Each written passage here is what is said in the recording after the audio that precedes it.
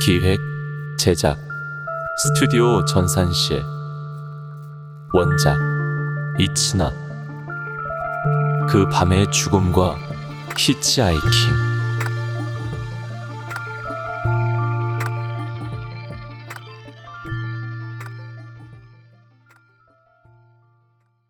이화. 다행인지 불행인지 그는 나를 내려줄 생각이 없는 듯 했다. 도움이 필요한 것은 나인데 정작 트럭 운전사가 나에게 빌고 있는 모양새였다. 그의 거듭된 권유에 나는 내리려던 마음을 접고 남자의 귀갓길에 동행하기로 하였다. 그로부터 또 얼마간은 대화 없이 시간이 흘렀다. 남자는 말이 적은 편이었다. 나는 피곤했지만 차마 눈을 감지는 못하고 트럭 이곳 저곳을 살폈다. 차는 전체적으로 너저분했다. 조수석 바닥에는 몇 개인가 맥주캔이 굴러다녔고 차량용 재떨이는 오랫동안 청소를 안 했는지 거뭇한 잿가루가 자갈처럼 뭉쳐져 있었다. 시트에는 무언가의 얼룩이 있었고 차안 공기에서는 왠지 모르게 탄내가 났다. 남자는 주머니에서 담배를 꺼내 그중 한 개비를 입에 물었다. 담배 한 대 피워도 될까? 그는 내 대답을 듣지도 않고 담뱃불을 붙였다. 답을 하려던 나는 떨떠름하게 한번 웃어 보였다. 저도 하나 주시죠. 나는 그가 건넨 담배를 입술에 물었다. 이곳 담배답게 독하기 그지 없었지만 오늘 같은 날에는 퍽 어울렸다. 동유럽의 시골 도로를 달리다 사고를 내고 히치하이킹을 해서 낯선 이의 집으로 가는 바로 오늘 같은 날 말이다. 연기가 차 안을 꽉 채울 무렵 그와 나의 분위기도 어느 정도 풀어졌고 나는 그에게 나의 이야기를 들려주었다.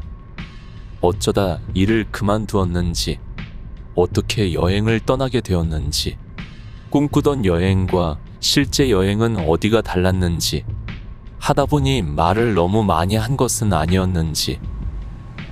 나는 문득 트럭 운전사를 보았다. 중년을 지난 듯한 얼굴에는 주름이 많았고 숱이 적은 머리카락은 희끗했다. 무엇보다 눈에 띄는 것은 그의 손이었다. 손바닥과 손등에 큰 상처가 있었고 손가락이 뒤틀려 있었다. 내가 자꾸 힐끗거리자 남자는 나를 향해 손바닥을 펴보이며 말했다. 이래봬도 한 30년 전에는 군인이었거든. 총을 맞았지. 깨끗하게 관통했다네. 총을 맞았다고요? 무슨 일이 있었던 거죠? 나는 놀라 되물었다. 그리곤 방금 내가 한 말에 무례함을 깨닫고 서둘러 두 손으로 입을 막았다. 트럭 운전사는 그런 나를 보고는 빙그레 웃으며 말을 이었다. 혹시 아는지 모르겠네만 이 지역은 분쟁 지역이었어. 국경 문제로 많은 전투가 있었지. 몇 번인가는 규모가 컸었고. 나는 학부생 시절 읽었던 책의 내용을 떠올렸다. 옛날에 책으로 읽은 적이 있어요.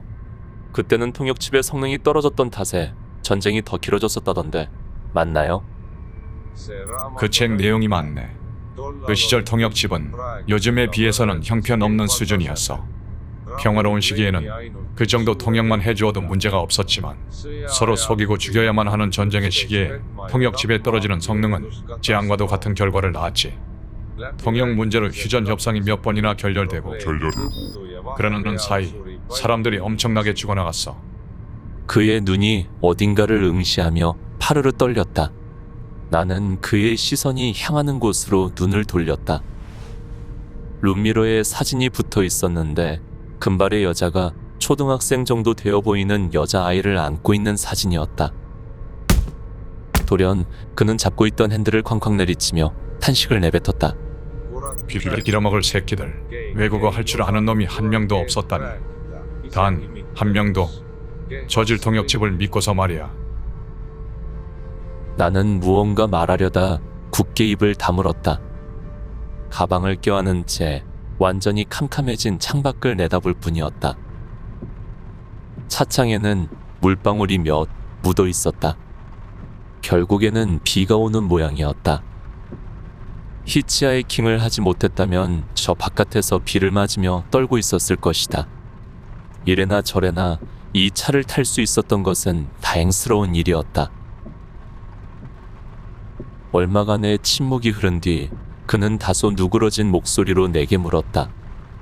중국인인가 일본인인가? 나는 어색하게 웃으며 그에게 답했다. 한국인입니다. 그는 내 대답을 듣더니 빙긋 미소 지으며 나에게 말했다. 아니, 정확히는 내 통역칩이 그의 말을 다음과 같이 바꾸어 나에게 들려주었다. 개나 잡아먹는 역겨운 족속들 같으니 뭐라고요? 나는 적잖이 당황했다. 모욕적인 언사에 말문이 막혔다. 그러다 다시 트럭 운전사와 눈이 마주쳤다. 개를 먹을 것 같이 생기지는 않았다고 했네. 농담을 한 것이니 기분이 상했다면 사과하지. 그는 나의 어깨를 툭 쳤다. 귀로는 확실히 같은 소리의 문장이 들렸으나 이번엔 전혀 다른 의미가 머릿속을 울렸다. 내 머릿속의 통역칩이 어딘가 이상해진 걸까? 때때로 지연되고 조금은 왜곡되었어도 대화가 불가능할 정도는 아니라 생각했는데 아무래도 정상은 아닌 듯 싶었다. 한시라도 빨리 병원에 가야 했지만 당장은 이 불안한 칩에 기댈 수밖에 없었다. 제 통역칩 상태가 좀 안 좋은 것 같습니다. 제가 좀 이상한 표정을 지어도 이해해주세요. 신경 쓰지 말게나. 나도 어쩔 수 없이 칩을 이식하긴 했지만 늘 그 칩이 미심쩍거든. 요즘은 애들이 태어나자마자 칩을 박아버린다던데 세상이 미쳐 돌아가는 거지. 어색한 분위기를 바꾸고자 나는 룸미러에 붙어있는 여자와 아이 사진을 가리켰다. 가족분들 사진인가 봅니다. 따님이 정말 귀엽네요.